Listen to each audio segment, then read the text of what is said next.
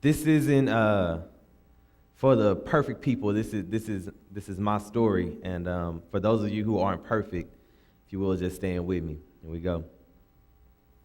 I was on the back row, back pew, bottom of the barrel, end of my rope, filthy, looking for the soap, guilty, gluttonous, addiction at its ugliest. Couldn't manage to pump my brakes, but I knew I was tired. I'd had enough of it. Lust, lies, and gossip, whatever you want, I know where they got it. Sex, drugs, streets, and money, I seem to lean towards those topics, and I can speak on shiny wheels, diamonds and grills, popping pills, chief and kill, even the late night hype after hour strip club thrill. Oh, it's real, but a lot of times I feel like something is wrong. Something's don't sit right with my soul, and inside of me something's going on. And I can't take some of these preachers seriously. I swear I see demons in their spirits, and spiritually, instead of taking me where I need to go, he's just talking too loud and taking it too far. I'm trying to find salvation in Jesus and Satan in my head, having a tug of war. Yeah, he didn't preach the sermon. He didn't said a lot, said enough to get me to do something so simple as just stand up. You know what I'm talking about when you want to lift your hands up high to praise him, but this is as far as they'll go. Or when you want to get out your seat and come and join church, but something keeps telling you no.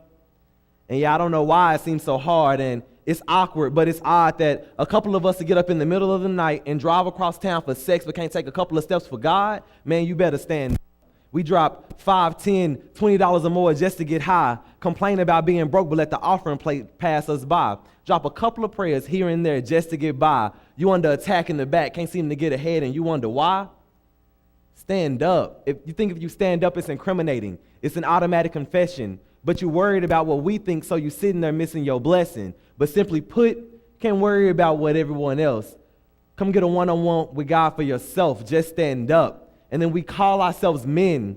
Then we call ourselves men, but when it's time to man up, he just talk. He ain't man enough to do something so simple as just stand up. So if you call yourselves men, then man, I'm calling you out, because this man shall let no man stand between me and the blessings God has for my house. Stand up. Sweet sister, did you ever consider, sisters, had you ever considered that Mr. might not be well liked by your family and your crew, but Mr. might not be acting right because Mr. ain't Mr. right for you. But how could he be right for you when it seems all that you do is move the relationship in the direction based on the approval of your crew? So since your girl said he was cute, you slept with him when you knew he didn't care. But if you're tired of waking up and finding yourself there, stand up for your integrity. Look at the situation objectively. Examine the role you played and stop letting these clowns treat you so disrespectfully. And if you're tired of being there, if you've truly had enough, baby girl, all you got to do right now is stand up. If it feels like the weight of the world is on our shoulders because we're drowning in debt, if it ain't one thing, it's another, and we live in check to check. Scared to answer our phones, bill collectors breathing down our necks. We got headaches and chest pains and sleepless nights, all related to stress. But it'd be easier for us to breathe if we weren't so easily influenced by greed. He'd open up a window in heaven and pour us out a blessing that we wouldn't have room enough to receive. Because honestly, God has already given us more than enough. Some of us can't count our blessings but act like we too good to stand up. Don't envy mine. Don't envy my shine. See, God put me here to do a service, and it's because I'm in that divine alignment that I shine. Instead of trying to keep up with the Joneses, I'm trying to stay on top of my assignments. See, everybody has a part to play. See, we all have a role, but why would I want what another man got? Mama told me that everything that glitters ain't gold.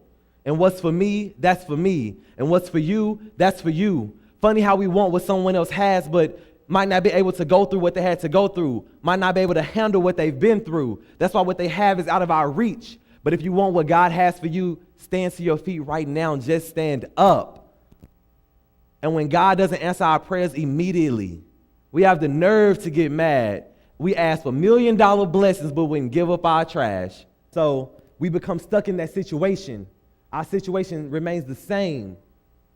We become stagnant in that madness, and we begin to place blame. So we get mad at our family, mad at our girl, mad at the crew, mad at the world, mad enough to curse, mad enough to scream, mad enough to cry, mad enough to swing. Some of us get so mad and we don't even know what we're mad about, and it ain't worth it. And then we hurt the people who love us the most, and they don't deserve it. But if you're tired of giving your temper control, all you have to do is give God your mind, body, and soul. Stand up. And when it comes to arrogance and conceit, Some of us wrote the book, afraid to give God praise because we too scared how we look. But it's not about your clothes and it's not about your face, because nothing's more beautiful than God's amazing grace. And that's as real as I can spit, and that's as real as it's going to get. And you can't expect change if you remain where you sit. We give God nothing, but we want everything. But until you put God in your endeavors will never change. And that's 1, 2, 3, 4, 5, 6, 7 deadly sins, and I'm done. Doors of the church are open. Now come.